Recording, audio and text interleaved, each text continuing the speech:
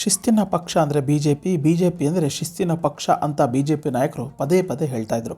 ಪಕ್ಷ ವಿರೋಧಿ ಚಟುವಟಿಕೆ ಯಾರೇ ಮಾಡಿದರೂ ಅದನ್ನು ನಾವು ಸಹಿಸೋದಿಲ್ಲ ಅನ್ನುವಂತಹ ಒಂದು ಸಂದೇಶವನ್ನು ಪ್ರತಿ ಬಾರಿನೂ ಕೂಡ ಕೊಡ್ತಾನೆ ಬರ್ತಾಯಿದ್ರು. ಅದರಲ್ಲೂ ಪಕ್ಷದಲ್ಲೇ ಇದ್ಕೊಂಡು ಪಕ್ಷದ ಮುಖಂಡರ ವಿರುದ್ಧ ಬಹಿರಂಗವಾದಂಥ ಹೇಳಿಕೆಗಳನ್ನು ಕೊಟ್ಟರೆ ಯಾವುದೇ ಕಾರಣಕ್ಕೂ ಪಕ್ಷ ಅದನ್ನು ಸಹಿಸೋದಿಲ್ಲ ಅಥವಾ ಕ್ಷಮಿಸೋದಿಲ್ಲ ಅಂತ ಹೇಳ್ತಾ ಇದ್ದಂತಹ ಬಿ ಜೆ ಪಿ ಹೈಕಮಾಂಡ್ ಇದೀಗ ಪಕ್ಷ ವಿರೋಧಿಗಳಿಗೆ ಬಿಗ್ ಶಾಕ್ ಒಂದನ್ನು ಕೊಟ್ಟಿದೆ. ಕರ್ನಾಟಕ ಬಿ ಜೆ ಪಿಗೆ ಬಿಸಿ ತುಪ್ಪವಾಗಿ ಪರಿಣಮಿಸಿದಂತಹ ಬಸವನಗೌಡ ಪಾಟೀಲ್ ಯತ್ನಾಳ್ಗೆ ಕೇಸರಿ ಹೈಕಮಾಂಡ್ ಬಿಗ್ ಶಾಕ್ ಒಂದನ್ನು ಕೊಟ್ಟಿದೆ. ಕರ್ನಾಟಕ ಬಿ ಜೆ ಪಿಯಲ್ಲಿ ಫೈರ್ ಬ್ರ್ಯಾಂಡ್ ರಾಜಕಾರಣಿ ಅಂತಲೇ ಹೆಸರುವಾಸಿ ಆಗಿದ್ದಂತಹ ವಿಜಯಪುರದ ಶಾಸಕ ಬಸವನಗೌಡ ಪಾಟೀಲ್ ಯತ್ನಾಳ್ಗೆ ಬಿ ಜೆ ಪಿ ಉಚ್ಚಾಟನೆಯ ಬಿಸಿಯನ್ನು ಕೊಟ್ಟಿದೆ. ಮಾಜಿ C M B S Yediyurappa ಹಾಗೆಯೇ ಬಿ ಜೆ ಪಿ ರಾಜ್ಯಾಧ್ಯಕ್ಷ ಬಿ ವೈ ವಿಜೇಂದ್ರ ವಿರುದ್ಧ ಮತ್ತು ಅವರ ನಾಯಕತ್ವದ ವಿರುದ್ಧ ಪದೇ ಪದೇ ಮಾತಿನ ಬಾಣಗಳನ್ನು ಬಿಡ್ತಾ ಇದ್ದಂತಹ ಯತ್ನಾಳ್ ವಿರುದ್ಧ ಬಿ ಜೆ ಪಿ ಬಿಗ್ ಶಾಕೊಂದನ್ನು ಕೊಟ್ಟಿದ್ದು, ತಕ್ಷಣದಿಂದಲೇ ಜಾರಿಗೆ ಬರುವಂತೆ 6 ವರ್ಷಗಳ ಕಾಲ ಪಕ್ಷದ ಪ್ರಾಥಮಿಕ ಸದಸ್ಯತ್ವದಿಂದ ಉಚ್ಚಾಟನೆಯನ್ನು ಮಾಡಿದೆ. ಬಿ ಜೆ ಪಿಯ ಕೇಂದ್ರ ಶಿಸ್ತು ಸಮಿತಿ ನೀಡಿದಂತಹ ಶೋಕಾಸ್ ನೋಟಿಸ್ಗೆ ಸಮರ್ಪಕವಾಗಿ ಉತ್ತರ ನೀಡಿಲ್ಲ ಅನ್ನುವಂತಹ ಒಂದು ಕಾರಣವನ್ನು ಒಡ್ಡಿ ಬಿ ಜೆ ಪಿಯ ಹೈಕಮಾಂಡ್ ಈ ತೀರ್ಮಾನಕ್ಕೆ ಬಂದಿದೆ ಅಂತ ಹೇಳಲಾಗ್ತಿದೆ. ಸೊ ಬಿ ಜೆ ಪಿಯ ಈ ಒಂದು ತೀರ್ಮಾನ ಅಂದರೆ ಉಚ್ಚಾಟನೆಯ ಈ ಒಂದು ಆದೇಶ ತಕ್ಷಣದಿಂದಲೇ ಜಾರಿಗೆ ಬರುತ್ತೆ ಅನ್ನುವಂತಹ ಒಂದು ಆದೇಶನೂ ಕೂಡ ಹೊರಬಿದ್ದಿದೆ. ಬಿ ಜೆ ಪಿಯಲ್ಲಿ ಸುಮಾರು 3.5 ದಶಕಗಳಿಂದ ಇದ್ದರೂ ಕೂಡ ಆಗಾಗ ಬಂಡಾಯದ ಸಮರನೇ ಸಾರ್ತಾ ಇದ್ದಂತಹ ಯತ್ನಾಳ್ಗೆ ಇದೀಗ ಪಕ್ಷದಿಂದ ಹೊರಹಾಕುವಂಥ ಕೆಲಸವನ್ನು ಹೈಕಮಾಂಡ್ ಮಾಡಿದೆ.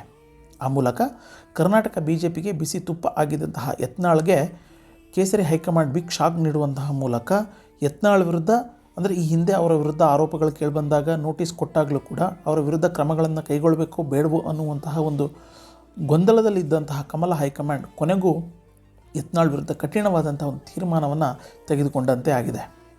ರಾಜ್ಯದ ನಾಯಕತ್ವದ ವಿರುದ್ಧ ಪದೇ ಪದೇ ಹೇಳಿಕೆಗಳನ್ನು ಯತ್ನಾಳ್ ನೀಡ್ತಾಯಿದ್ರು. ಜೊತೆಗೆ ಅವರನ್ನು ವಿರುದ್ಧ ಕ್ರಮಗಳನ್ನು ಕೈಗೊಳ್ಳಬೇಕು, ಶಿಸ್ತು ಕ್ರಮವನ್ನು ಕೈಗೊಳ್ಳಬೇಕು ಅನ್ನುವಂತಹ ನಿಟ್ಟಿನಲ್ಲಿ ಬಿ ಜೆ ಪಿ ಬಹುತೇಕ ನಾಯಕರು ಹೈಕಮಾಂಡ್ಗೆ ಮನವರಿಕೆ ಮಾಡುವಂಥ ಕೆಲಸವನ್ನು ಮಾಡಿದರು.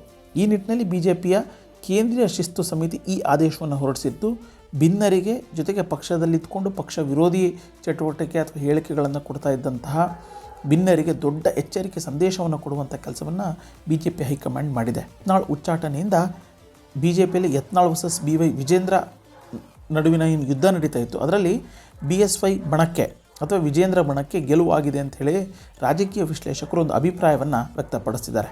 ಹೈಕಮಾಂಡ್ನ ಈ ಒಂದು ಸಂದೇಶ ಭಿನ್ನರ ಗುಂಪಿನಲ್ಲಿ ನಡುಕ ಸೃಷ್ಟಿಸಿದೆ ಅಂತ ಹೇಳಿದರೂ ಕೂಡ ತಪ್ಪಾಗೋದಿಲ್ಲ. ಕಾರಣ ವಿಜೇಂದ್ರ ವಿರುದ್ಧ ಯತ್ನಾಳ್ ಗುಂಪಿನಲ್ಲಿ ಕಾಣಿಸಿಕೊಂಡಂತಹ ಬಹುತೇಕ ನಾಯಕರಿಗೆ ಜೊತೆಗೆ ವಿಜೇಂದ್ರ ವಿರುದ್ಧ ಹೇಳಿಕೆಗಳನ್ನು ಕೊಡ್ತಾ ಇದ್ದಂತಹ ನಾಯಕರಿಗೆ ಅಥವಾ ಮುಖಂಡರಿಗೆ ಇದೀಗ ನಡುಕ ಕೂಡ ಶುರುವಾಗಿದೆ ಅಂತ ಹೇಳಿದರೆ ತಪ್ಪಾಗೋದಿಲ್ಲ. ಹಾಗಿದ್ರೆ ಯತ್ನಾಳ್ನ ಈಗಾಗಲೇ ಬಿ ಜೆ ಪಿ ಶಿಸ್ತು ಸಮಿತಿ ಅವ್ರನ್ನ 6 ವರ್ಷಗಳ ಕಾಲ ಉಚ್ಚಾಟನೆ ಮಾಡಿದೆ.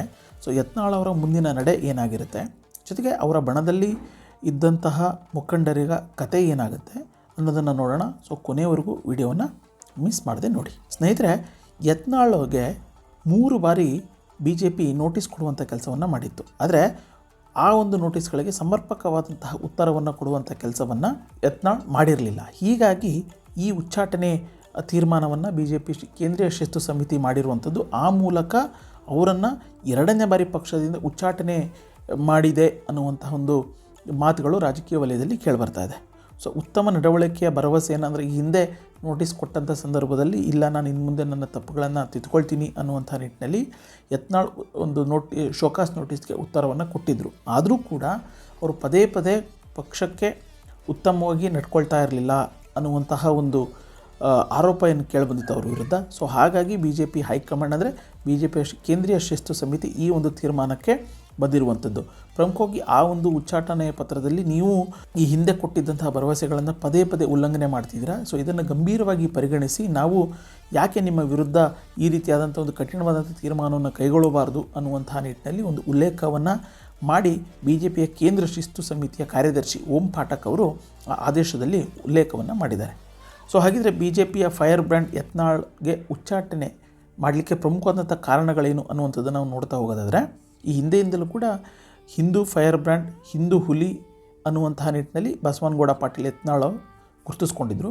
ಸೊ ಅವರನ್ನು ಉಚ್ಚಾಟನೆ ಮಾಡಿರೋದ್ರಿಂದ ಇದೀಗ ಮತ್ತೊಮ್ಮೆ ರಾಜ್ಯದಲ್ಲಿ ಯಡಿಯೂರಪ್ಪ ಬಣನೆ ಅಂದರೆ ಯಡಿಯೂರಪ್ಪ ಹೇಳಿದ್ದೆ ಫೈನಲ್ ಅನ್ನುವಂಥ ಒಂದು ಸಂದೇಶವನ್ನು ಕೇಂದ್ರ ಹೈಕಮಾಂಡ್ ಕೊಡುವಂಥ ಕೆಲಸವನ್ನು ಮಾಡಿದೆ. ಜೊತೆಗೆ ವಿಜೇಂದ್ರ ವಿರುದ್ಧ ಮತ್ತು ಯಡಿಯೂರಪ್ಪ ವಿರುದ್ಧ ನಿರಂತರವಾಗಿ ಕೆಂಡವನ್ನು ಕಾರ್ತಾ ಇದ್ದಂತಹ ಯತ್ನಾಳ್ಗೆ ಈ ಹಿಂದೆ 3 ಬಾರಿ ನೋಟಿಸನ್ನು ಕೊಡುವಂಥ ಕೆಲಸ ಮಾಡಿತ್ತು. ಒಂದು ನಳಿನ್ ಕುಮಾರ್ ಕಟೀಲ್ ರಾಜ್ಯ ಅಧ್ಯಕ್ಷರಾಗಿದ್ದಾಗ, ಮತ್ತೊಮ್ಮೆ ಅಂದರೆ ಇನ್ನೆರಡು ನೋಟಿಸು ವಿಜೇಂದ್ರ ಅವರಿದ್ದಾಗಲೇ 2 ನೋಟಿಸ್ ಕೊಡುವಂಥ ಕೆಲಸವನ್ನು ಮಾಡಿತ್ತು. ಆದರೆ ಈಗಿದ್ದರೂ ಕೂಡ ಯತ್ನಾಳ್ ಅವರ ವರ್ತನೆಯಲ್ಲಿ ಯಾವುದೇ ರೀತಿಯಾದಂತಹ ಬದಲಾವಣೆ ಆಗಿರಲಿಲ್ಲ.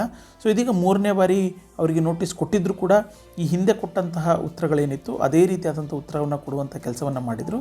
ಸೊ BJPಯ ಕೇಂದ್ರ ಶಿಸ್ತು ಸಮಿತಿ ಅದಕ್ಕೆ ಸಮಾಧಾನ ಆಗಿರಲಿಲ್ಲ. ಸೊ ಹೀಗಾಗಿ ಈ ಒಂದು ತೀರ್ಮಾನಕ್ಕೆ ಬಂದಿದೆ ಅನ್ನುವಂತಹ ಒಂದು ಮಾಹಿತಿ BJPಯ ಮೂಲಗಳಿಂದ ತಿಳಿದು ಬರ್ತಾ ಇದೆ.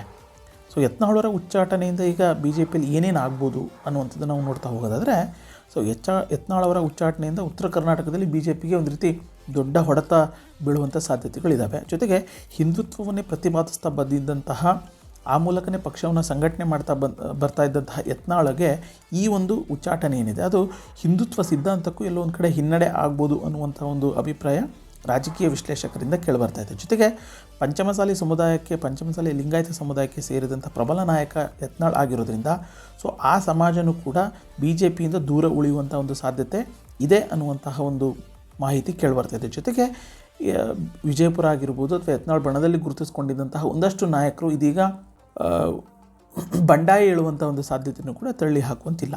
ಇದರಲ್ಲೂ ಪ್ರಮುಖವಾಗಿ ರಮೇಶ್ ಜಾರಕಿಹೊಳಿ ಅಂದರೆ ಯತ್ನಾಳ್ ಆಗಿರ್ಬೋದು, ಯತ್ನಾಳ್ ಜೊತೆಗೆ ಇದ್ದಂತಹ ಬೆಳಗಾವಿಯ ಮತ್ತೊಬ್ಬ BJP ನಾಯಕ ಅಂತಂದರೆ ಅದು ರಮೇಶ್ ಜಾರಕಿಹೊಳಿ. ಸೊ ಇದೀಗ ಯತ್ನಾಳ್ ಅವರನ್ನು ಉಚ್ಚಾಟನೆ ಮಾಡಿರೋದ್ರಿಂದ ರಮೇಶ್ ಜಾರಕಿಹೊಳಿಗೂ ಕೂಡ ಈ ಒಂದು ಬಿಸಿ ತಟ್ಟಬಹುದು ಅನ್ನುವಂತಹ ಒಂದು ಮಾಹಿತಿನೂ ಕೂಡ ಸಿಗ್ತಾ ಇರುವಂಥದ್ದು. ಆದರೆ ಜೊತೆಗೆ ಈಗ ಈ ಒಂದು ತೀರ್ಮಾನದ ಮೂಲಕ BJPಯಲ್ಲಿ ಅಂದರೆ ಕರ್ನಾಟಕದಲ್ಲಿ BJPಗೆ ಯಡಿಯೂರಪ್ಪ ಅನಿವಾರ್ಯ, ಯಡಿಯೂರಪ್ಪ ಕುಟುಂಬ ಅನಿವಾರ್ಯ ಅನ್ನುವಂಥ ಒಂದು ಸಂದೇಶವನ್ನು BJP ಹೈಕಮಾಂಡ್ ಸ್ಪಷ್ಟವಾಗಿ ಕೊಟ್ಟಿದೆ ಅನ್ನುವಂಥದ್ದು ಮತ್ತೊಮ್ಮೆ ಇಲ್ಲಿ ಕಂಡು ಬರ್ತಾ ಇರುವಂಥದ್ದು. ಸೊ ಅಂದರೆ ಆ ಮೂಲಕ ಯಡಿಯೂರಪ್ಪ ಮತ್ತು ವಿಜೇಂದ್ರ ವಿರುದ್ಧ ಯಾರೇ ಮಾತನಾಡಿದ್ರು ಅವರಿಗೆ ಈ ಒಂದು ಶಿಕ್ಷೆ ಕಟ್ಟಿಟ್ಟ ಬುತ್ತಿ ಅನ್ನುವಂಥ ಒಂದು ಸಂದೇಶವನ್ನು BJP ಹೈಕಮಾಂಡ್ ಕೊಡುವಂಥ ಕೆಲಸವನ್ನು ಮಾಡಿದೆ.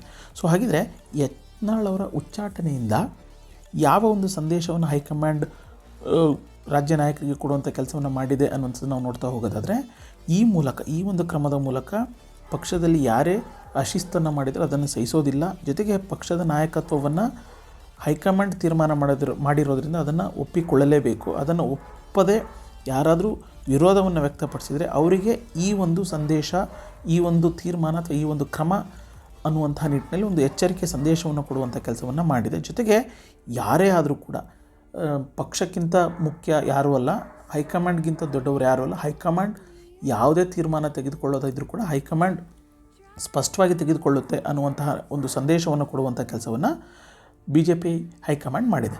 ಸೊ ಹಾಗಿದ್ರೆ ಯತ್ನಾಳ್ ಅವರ ಹಿನ್ನೆಲೆ ನಾವು ನೋಡ್ತಾ ಹೋಗೋದಾದರೆ, ವಿಜಯಪುರ ಕ್ಷೇತ್ರದಿಂದ ಅವರು 3 ಬಾರಿ ಶಾಸಕರಾಗಿ ಆಯ್ಕೆಯಾಗಿದ್ದರು.